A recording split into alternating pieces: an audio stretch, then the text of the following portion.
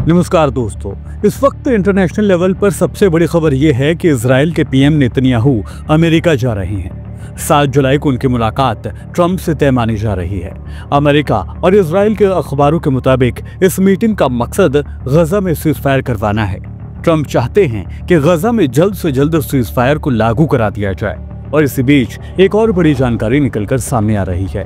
खबर है कि अमेरिका के मिडिल ईस्ट एनवॉय विटकॉफ भी काहिरा रवाना हो रहे हैं। वहां वो मिस्र के उन अधिकारियों से मुलाकात करने वाले हैं जो पहले सीजफायर डील करवाने में शामिल थे।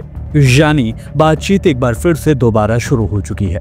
लेकिन यहाँ ध्यान दीजिए दोस्तों, ये सारी खबरें उन्हीं मीडिया हाउसों से आ रही हैं जिन्हें हम गोदी मीडिया या फिर बिकाऊ मीडिया कहते हैं। अमेरिका और इजराइल की प्रोपेगेंडा मशीनरी का हिस्सा जिस मीडिया को कहा जाता है।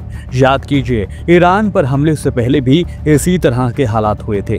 मीडिया ये दिखा रहा था कि ट्रंप और नेतन्याहू के बीच तनातनी चल रही है और हालात तो ये हैं कि दोनों बात तक नहीं कर रहे।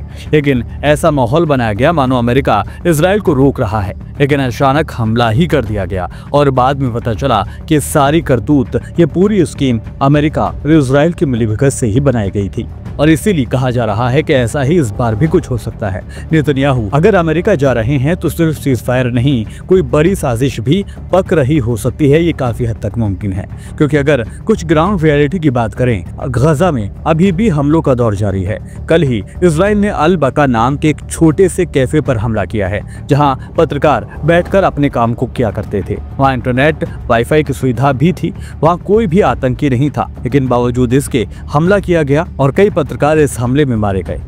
इजराइल एक तरफ कह रहा है कि वो सीजफायर चाहता है, तो दूसरी तरफ वो पत्रकारों और आम नागरिकों पर हमले भी लगातार कर रहा है।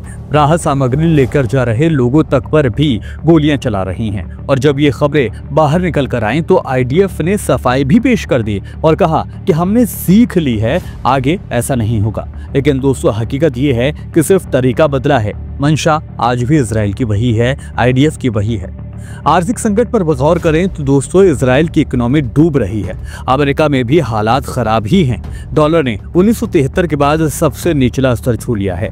एलन मस्क ट्रंप के बिग फैट बिल का विरोध भी कर रहे हैं। अमेरिका अगर ईरान और गजा में खर्च बढ़ाता रहेगा तो उसके लिए एक बड़ी दिक्कत आने वाले वक्त में हो सकती है। इजराइल के नेता लगातार गजा को पूरी तरह से खत्म करने की बातें कर रहे हैं, लेकिन वो ऐसा कर नहीं पा रहे। बीते 10 से 15 दिनों में गजा में 20 से भी ज्यादा इजरायली सैनिकों को मारा जा चुका है। अगर युद्ध लंबा ही चलता है तो एक भी होस्टेज जिंदा नहीं बचेगा और ये डर खुद नेतन्याहू को भी लग रहा है। उधर वेस्ट बैंक में आईडीएफ और सेटलर्स के बीच भी झड़प हो गई है। जिन्हें जमीन कब्जा करने के लिए भेजा गया था, अब वही लोग आईडीएफ पर भी उल्टा हमला कर रहे हैं। इजरायली समाज के अंदर जो नफरत और हिंसा बोई गई थी, अब वही नफरत और हिंसा उन्हीं को खा रही है। थोड़ा अगर इतिहास को टटोलें तो पता चलता है कि ज़ायनिज़्म की शुरुआत ही आतंकवाद से हुई थी। 1920 से लेकर 1946 तक इरगून, लेही, हानगा जैसे यहूदी आतंकी संगठनों ने यूरोप और फिलिस्तीन में कई हमले किए। किंग डेविड होटल अटैक याद कीजिए दोस्तों, ब्रिटिश ऑफिसर्स को निशाना बनाया गया था और अरबों के हुलिये में हमलावरों ने इस हमले को अंजाम दिया था।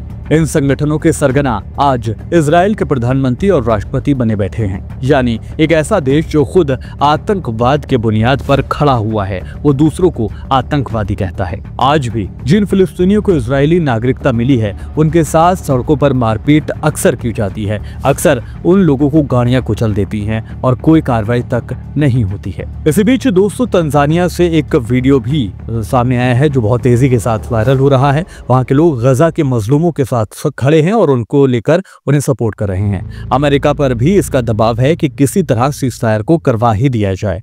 इधर सीरिया की बात अगर करें तो सीरिया में अलग तरह का खेल चल रहा है दोस्तों। जो आदमी आईएस का आतंकी था, अहमद अल शरा, अब उसे अमेरिका ने खुद गले लगा लिया है। ट्रंप ने सीरिया से सारे सैंक्शन तक को हटा लिया है, क्योंकि वो अब इजराइल के हक में बोलने लगा है। यानी जो भी अमेरिका हो या इजराइल के खिलाफ बोलेगा वो आतंकवादी है, चाहे वो हूती हो, हमास हो, ईरान हो या फिर खुद हिजबुल्लाह ही क्यों ना हो।